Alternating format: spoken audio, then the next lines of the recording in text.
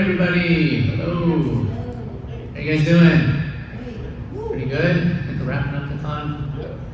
Cool. Had enough? Yeah. I got here today, so kind of late.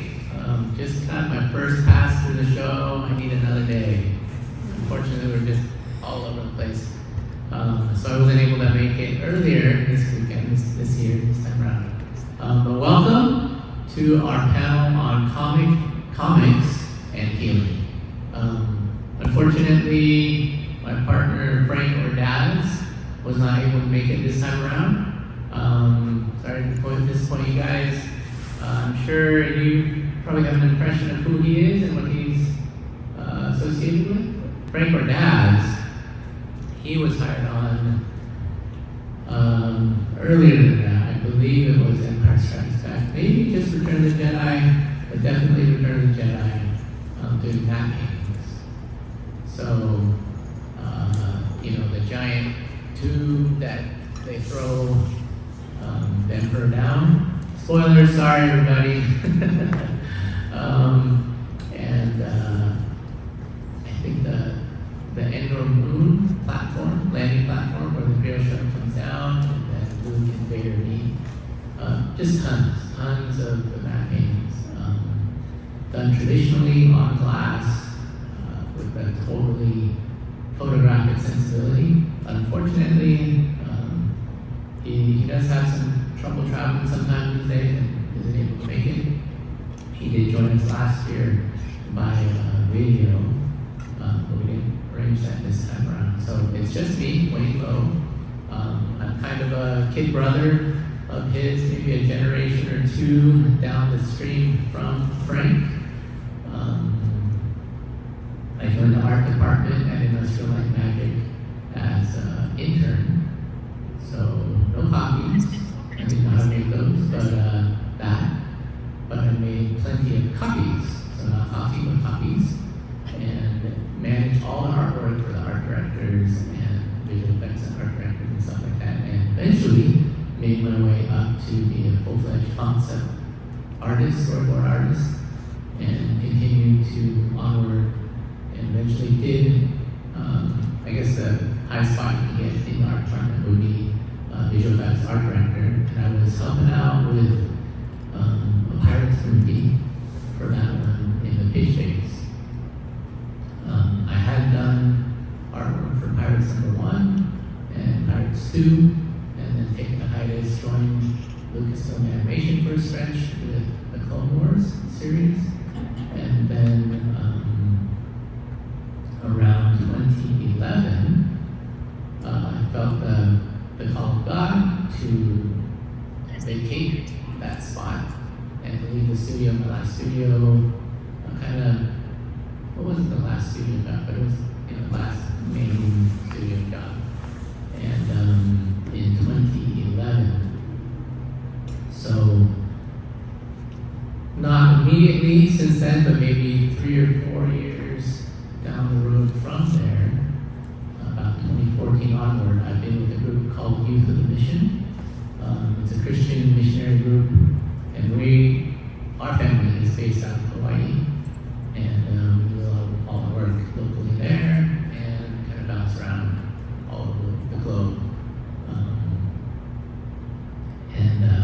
I guess our main thing, kind of catchphrase or motto or foundational values is that, number one, we want to know God personally and see Him as an invisible God, to know Him. And 2, to make Him known.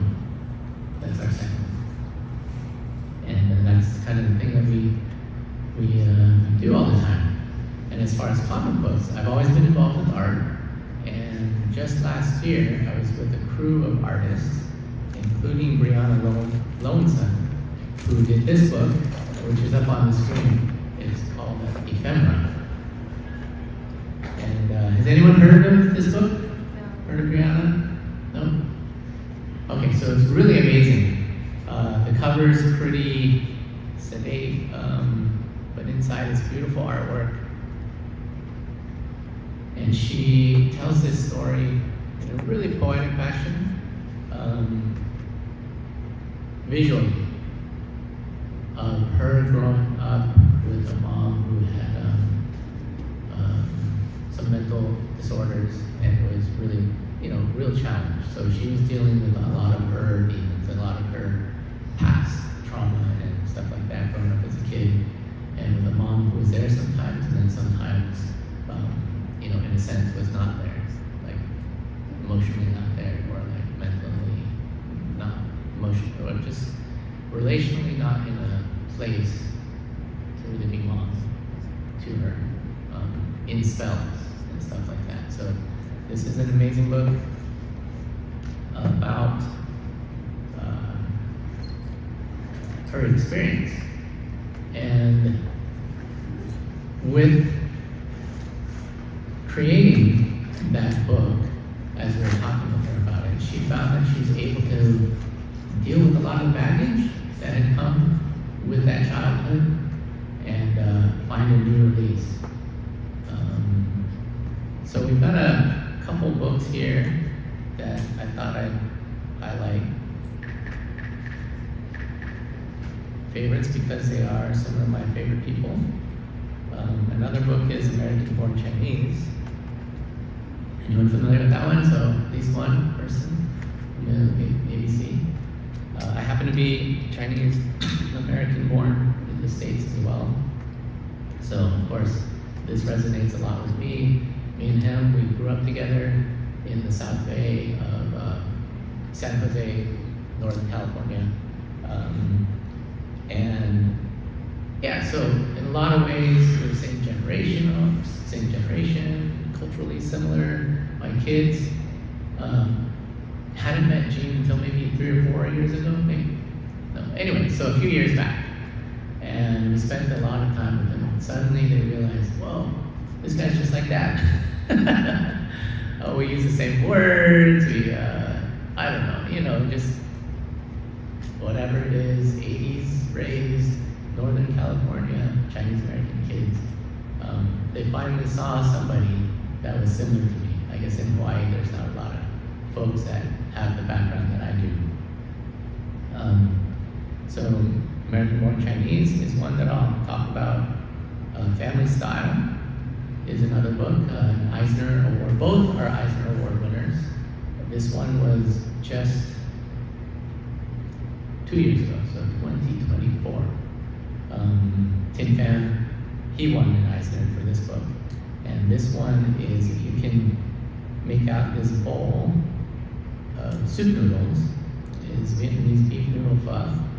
And it talks about his experience as an immigrant from Vietnam to the United States as a young child. I think 4 years old it was, but quite young. And all the harrowing experiences from pirates on the high seas to dealing with teenagers in middle school and high school in America. So that's another book we'll talk about. Level Up. This one is also, this was a team up between Thien and Gene. This one is a little bit less directly related to our topic of comments and healing today, so for now I'll just zip by. Of course, Ephemera that was mentioned.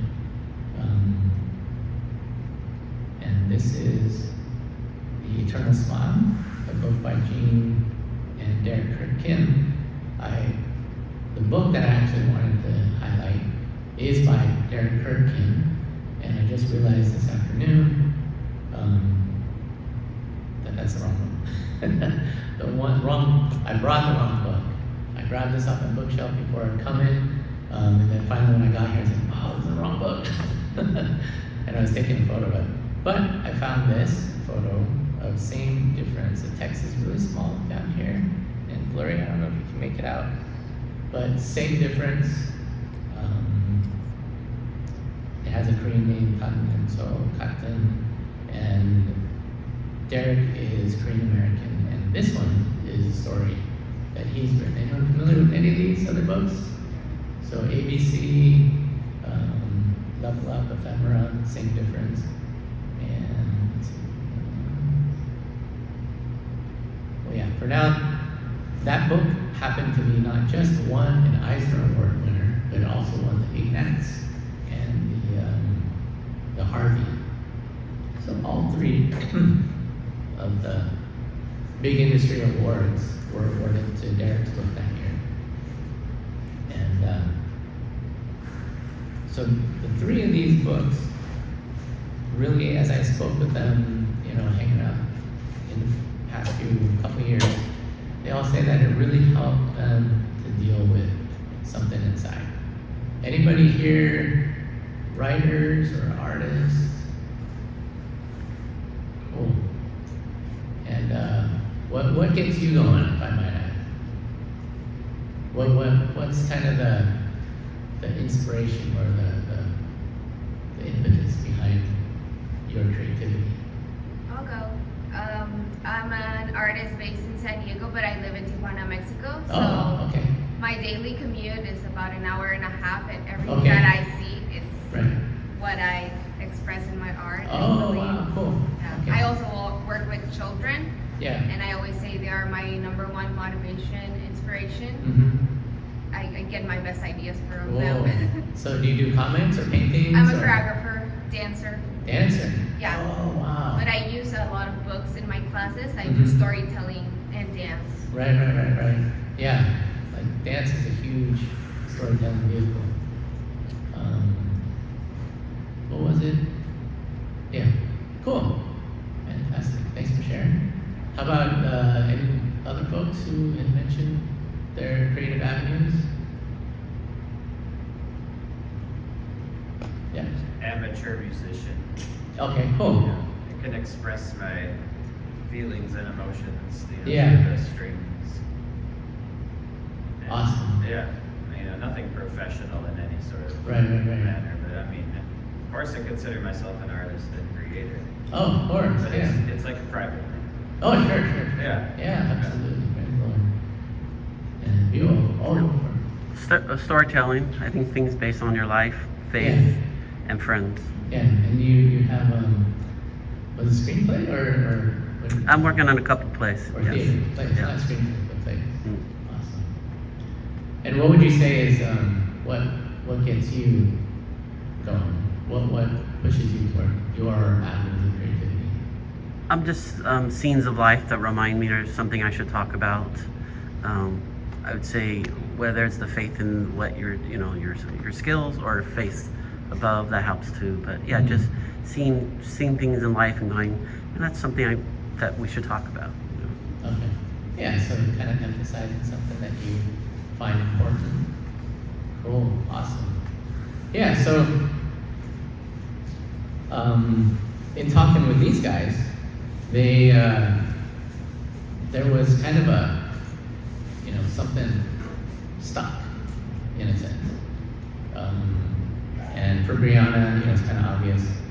For Briana, it was his childhood growing up with a less than ideal situation, I guess, and her drawing pictures and telling that story and bringing it out. And for Jean, similar to her, it was dealing with identity questions, identity issues. He was born in the United States of America, went home and spoke more or less basically all Chinese with his family. And in my experience, I feel like the things that I don't think about, I do in kind of a Chinese way. And the things that I think about, the things that I went to school to learn and everything I read and that kind of stuff, then that's very American. So my thoughts are very American, but then kind of the underlying stuff is more Chinese. For Jean, it's a whole struggle of being accepted in high school and in middle school. I forget when this one happens exactly, but for a time, he wants to strip himself of all his Chineseness, and he just wants to be known as your blonde-haired, blue-eyed, kind of Caucasian American, and he wants to leave that other identity behind because he wants to fit in. But the whole story is about tied in with the Monkey King. Anyone familiar with the Monkey King legend? Monkey King. So the Monkey King is this crazy, he's sort of a god, demigod, myth, legend kind of character, and he's a troublemaker. And in this story, how he dovetails in is that he wants to be not just a monkey, because all the other spirits, all the other gods want to be, make fun of him. He goes and he learns all these kung fu moves, and he beats them up. And then he becomes, equal with them, and in fact above them, because he, smacks them to the ground. But he doesn't want to be a monkey. And Jean brings those two strands together, where this monkey who doesn't want to be a monkey anymore has to deal with his reality, and Jean has to deal with his reality, and come to terms and define basically acceptance of who he is. So this is, ABC is very much an identity thing. So while he wrote this, as he came out on the other end of it, he was able to laugh, at himself more. Me, as someone who can, really relate to those experiences, I can laugh more. I can find a home with this community of readers who enjoy the book, or other folks who have seen it and read it and can appreciate it. So that's Jean's book, and Family Style. This one's by Tim. And anyone familiar with this one? So Build Again, anybody else? Not so much. So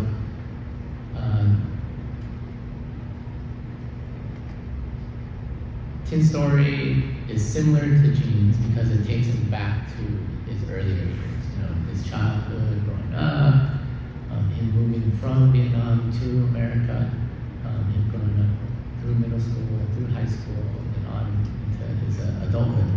But he tells it through, each chapter revolves around a type of food. Like there's one chapter about potato chips, and that's when his family realized that, oh, we're in America. We can call ourselves American. Big step, it was a really big step for his family. And then there was another one. There's two chapters that revolve around this kind of a rice wrap that his mom makes. First, it's terrible when they're refugees, and then later on, she's got to be really good at making them. And there's this one moment that he says that he gets a lot of responses from. People always mention this one where his mom has made him a lunch with those rice wraps, but he's with his buddies and he wants to go out for burgers, so he takes his Tupperware or whatever, his lunchbox, and takes that lunch bag and he tosses it in the garbage can. And he says that there's so many people who either brought to tears because they felt similar guilt or a similar experience, how they wanted to leave that culture behind to move forward with the buddies or whatever. So it's a really fun story about how humorous, it's like poignant and humorous at the same time, that and all, circling around food, centered on food. So that's Tim's. And so really, it's kind of like those two categories of healing, are emotional healing, are kind of relational in a way, identity-oriented healing, and it's kind of dealing with some of our own insecurities or that kind of thing. For both the ABC and Family Style, and very personal for Briana. And then when we move over to Derek's, it's also a really interesting story of, I guess the big word word is catharsis, right? When you create something, a lot of times there is something that's stuck in your craw, stuck in you, that you're just not sitting right, and you want to deal with it. It could be music, you know, like the one fellow was talking about. And when you play, then you find release. Or when you create, you're able to deal with those things and then find peace or something soothing. So with Derek's book, it's really interesting. Good friends. We were all really good friends in the late 90s. You know, there was a huge comics boom. Image, Jim Lee, Wilson Picasso, all those guys selling millions and millions of books. Marvel making bank, you know, beyond imagination. Image being birthed out of that. And then kind of the response, like the overload, the glut, and the maybe backlash, right? And kind of a crash. So at that time, there was a big rise in the independent books. And so Gene and Derek were all a part of that at that time. And we're all, you know, we came down to conventions together, we went down to San Diego Comic-Con together. I think it was 1997, 1998, we all went down together. A bunch of us all bunked in the same hotel room, sleeping on the floor, sleeping in the hallway. Really, really good times, fun times. And his book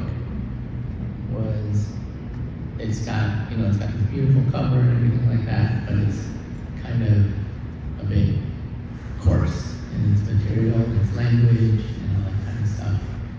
But in the end, it revolves around his friendship with a girl who's blind, and how he treated her, and how he felt about it. So it's all about him dealing with that situation, and for him, and he was thinking that for the girl, this would be a big opportunity where they could come to terms with past events and stuff like that.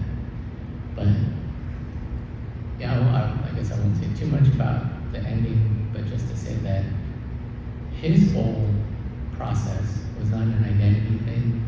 His thing was not so much a trauma thing. His thing was more of personal guilt kind of thing. So him dealing with that in finding the courage to ask forgiveness of this friend or not, and that whole process and coming out on the other side of that. So relational healing and things that he had on his back and on his shoulders for a really long time that got dealt with.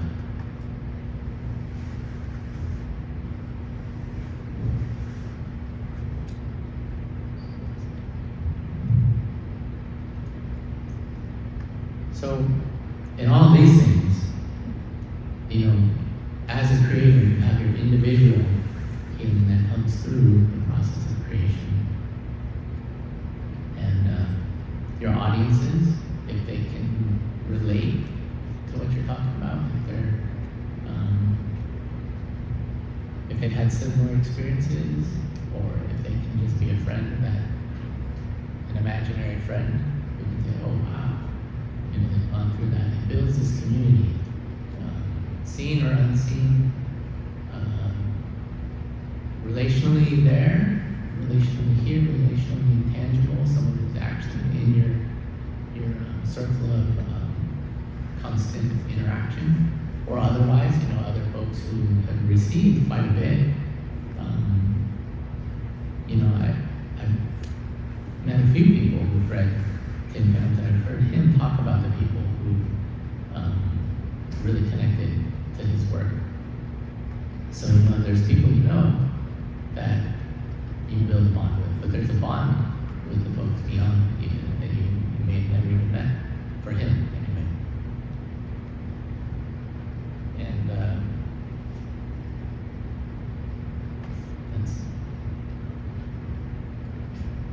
And then then so also, you've got the individual, you got this huge imaginary community, and also for Thien's family himself, you know,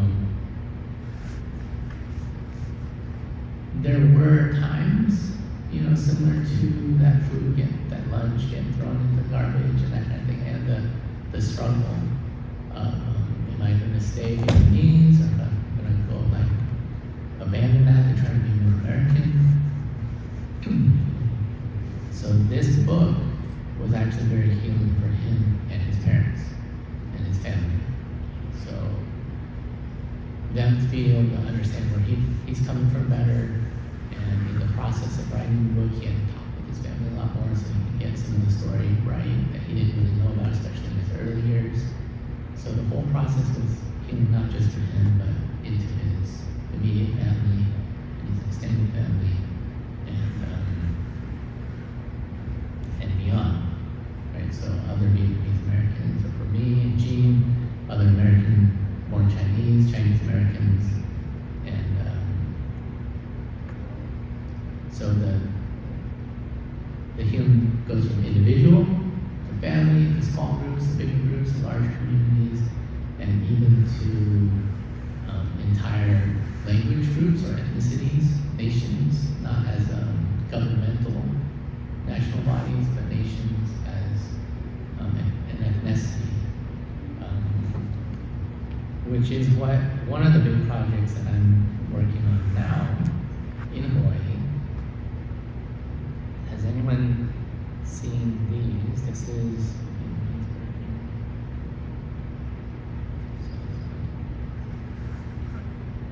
Manga Messiah. So Manga Messiah is a comic book, of course in the Japanese comic book style, so manga. And this book is book 4 in a series of 6. It centers around the life of Jesus Christ and tells it through the artwork of Japan, Japanese comic books. It was created in Japan by Japanese, in partnership with some Norwegians, and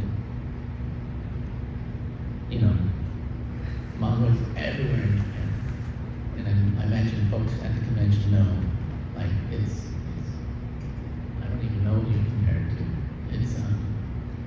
It's probably as common as you know, Instagram and TikTok. Everybody's on it all the time. Everybody on the bus, you know, everybody at home, at the store, at the cafe. Just when they're hanging out, they'll flip to a comic book manga. So it's created for Japan by Japanese. And since then, the 6 volumes, you can see them at the bottom here. It's oh, you can see the whole thing. Okay, so well, anyway, I'm trying to focus on these little guys on the bottom.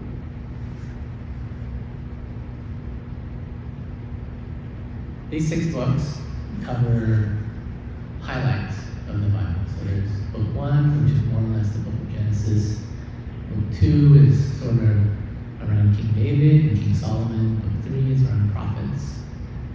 So those cover the Old Testament, the Hebrew Old Testament, and then second 3 books. So book 4, Manga Messiah, which is the one we saw earlier, covers the life of Jesus Christ. Manga Metamorphosis covers the book of the Acts of the Apostles.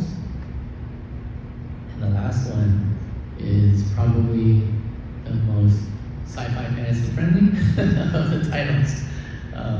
Manga Majesty, which is the book of Revelation, put into a manga format, Japanese comic book style. And they're really amazing. I love the artwork. We were able to invite one of there's 2 main artists for the series. We invited Briana Loewinsohn from Japan to Kona, Hawaii to share about her work. She did some art lessons for the kids. We did them at the public library, we did them at the public schools, the middle school, the high school. We brought them onto our YWAM campus, which is also University of the Nations. And So there's little, half hour, 20 minute, and some of the private schools around 20-minute lessons, half-hour lessons, or presentation to tell her story. One that she's a double rarity, one that she's a published manga artist in Japan, which is very difficult to become.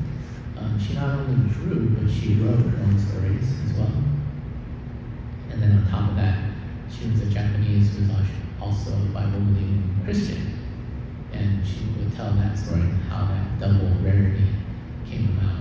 And then on top of that, she was able to bring all her gifts and talents into creating these books. So this book has now been translated into 48 different languages. So Spanish, Tagalog, Norwegian, Korean for sure, I believe, Thai, Hindi, anyway, 48 languages. So that covers a lot. Covers a lot of ground. And we are now working on the Olelo Hawaii version of it, which is the native Hawaiian language, which it's a language that is struggling. But it's kind of dipped and then it's taken a turn. So it feels like the lowest point has been hit and then we're coming up on the other side of it. And this is part of that whole, that movement, that momentum. I took some lessons having lived there, and just coming from my background as an artist involved with comic books, this was a natural next step to try to take Manga Messiah series and translate it to native Hawaiian. The kids are really excited seeing the manga style in comic books, and they've snatched up. They love it. They love reading it inside out, backward and forward. Our kids in English, and so it's a double incentive to both be engaging the native Hawaiian language and also the scriptures. So Old Testament scriptures, New Testament scriptures, and it's a big project. We're about halfway through translating book number 4. So only one volume out of the 6 has gotten full translation so far, and we're only about halfway done. But we're also raising funds. This number that you saw earlier is a $65,000 price tag to be able to print all of these. We're going to print half of the books, so 3 volumes, 10,000 copies each, and we have to raise about $65,000 to cover the printing costs and the shipping from Japan. The shipping is like half again what the printing was, so it's about a third of the cost. It's just shipping it out. So this is another thing where we're hoping to see, beyond just the individual healing or relational healing, but to see, to be a part of a movement of the language being revived and the Hawaiian people, the ethnicity, the native Hawaiian ethnicity, to find encouragement and to be built up. And for kids to get excited about the language again. I know there are a lot of, my son up here, he's 7, his soccer buddies go to one of the immersion schools, school all day long, from 8 to 3 or whatever. It's all in Hawaiian. So there's more and more of these kids who are picking up their earth language and having it ingrained so that they're fluent by the time they come out of school. And we're just really privileged to be a part of that, and working hard to get the translation done and to raise the funds to be able to print the whole project out. Part 1 is this price tag. Part 2 is similar. So in all, we're targeting 60,000 books, 10,000 of each volume, and there's about 10,000 households in Hawaii that are Hawaiian speaking. About, it amounts to 10% of those of Hawaiian descent who still have the language and use it regularly at home. But we're hoping, this project will also help to normalize the usage of the language a lot more. It's really fun when I see these things and I can't read. It's like I have kindergarten level Hawaiian, if even that. And when I see the pictures and I see the words, then it's a really good tool to challenge my language capacity, but have like the pictures to draw in and give me a clue as to what's going on. And, really fun way to learn the language, and hoping that this guy will pick up on it too, my son.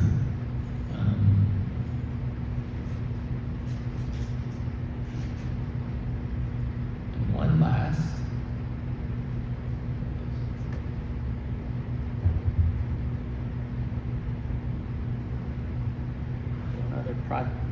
One other project to mention.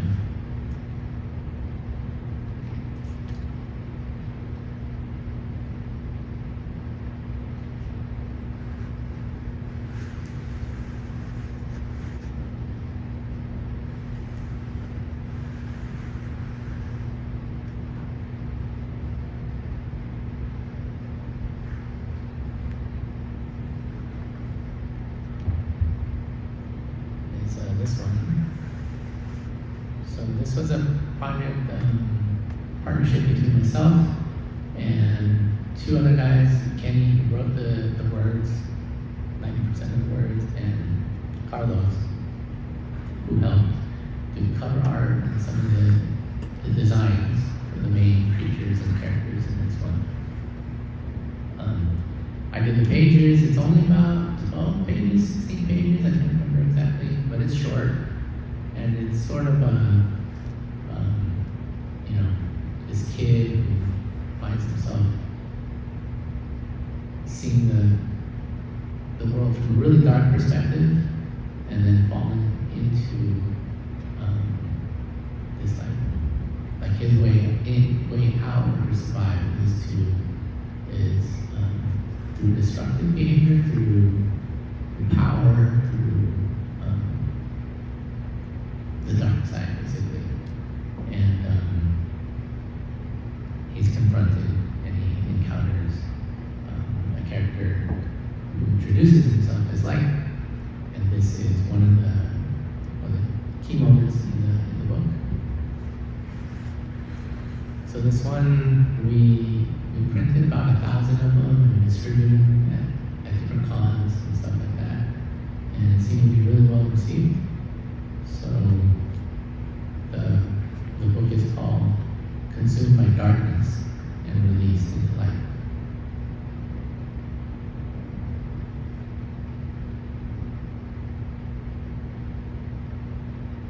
Okay, so we're coming close to the end of our time together.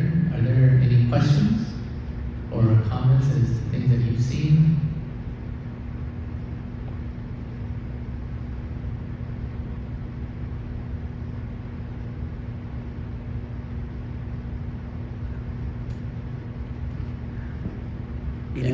Any new comic books or books that you're coming out with, or your friends are?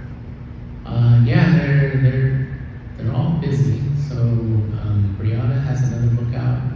It's called it's similar, but this one is kind of an expression of her life from her imagination. So from her perspective, an abstraction of her experience with her mom.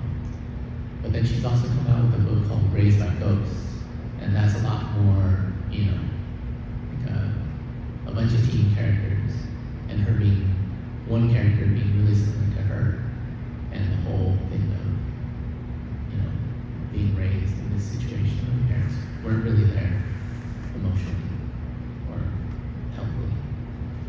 So she's doing that. It's already out, I think, last year. Thien, I can't remember, he did say he's working on a more or less a sequel to Family Style. I'm not sure the status on that one. Gene's doing a bunch of different things. He's got some personal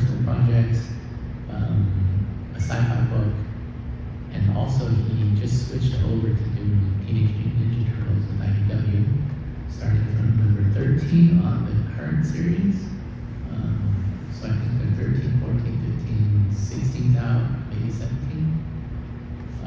So that's really fun.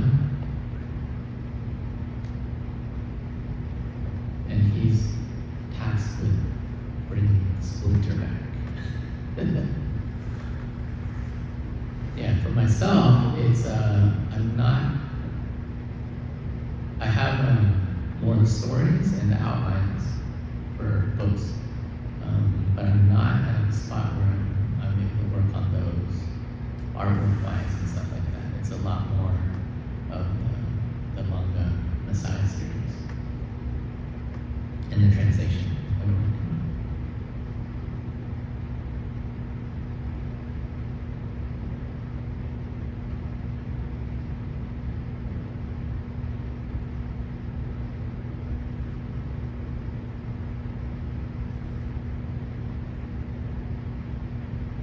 All right, well, no other comments or questions?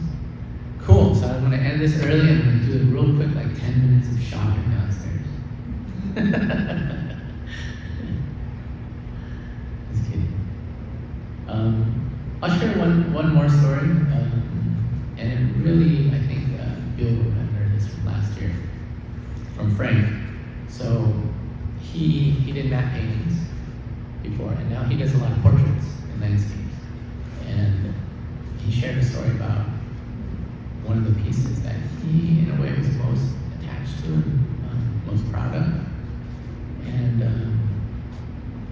it was a painting of a young man, a teen, with his hands, his face in his hands, and two hands on his shoulders, but with scars in the hands. So Jesus' hands on this really troubled youth's shoulders, encouraging him. And it was a huge painting, very loose, very painterly, amazing painting. And he didn't want to part with it, actually. He liked it so much. So he kind of priced a little painting really high, figuring no one would want to buy it. And it turned out that he wasn't there when it happened, but the organizer for the event, so the lady who ran the gallery for this event, told him the story about the painting and how it sold. He's really shocked when it did sell, and she said that this older gentleman came in, and he was just going through it, and he was like, oh wow, that's great. And then he came to that piece, and he just started sobbing, and he was really, really moved. And she talked to him about it, got the story. And so it turned out he had been a youth counselor for at-risk youth. And so he had seen this a lot. And so he had been the one to encourage these young men. And he was saying that, some would make it and some wouldn't. And so I think it was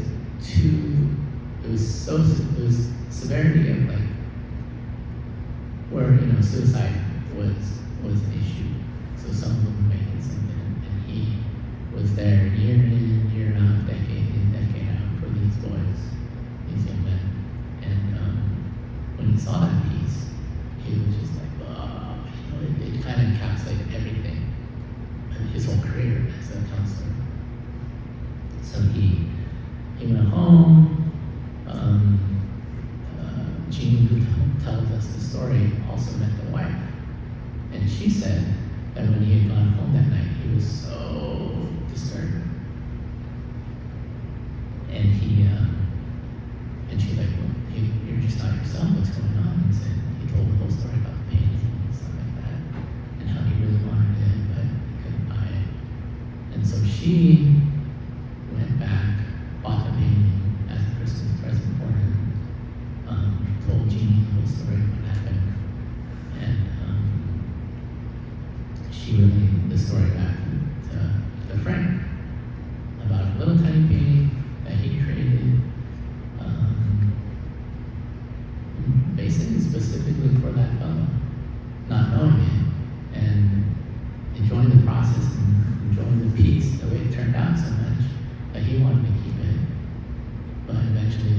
and soul, and it came to the right hands, and really blessed that man. And it's funny, like I think last year when we did a similar topic with Frank online, there was 6 or 7 counselors in the group.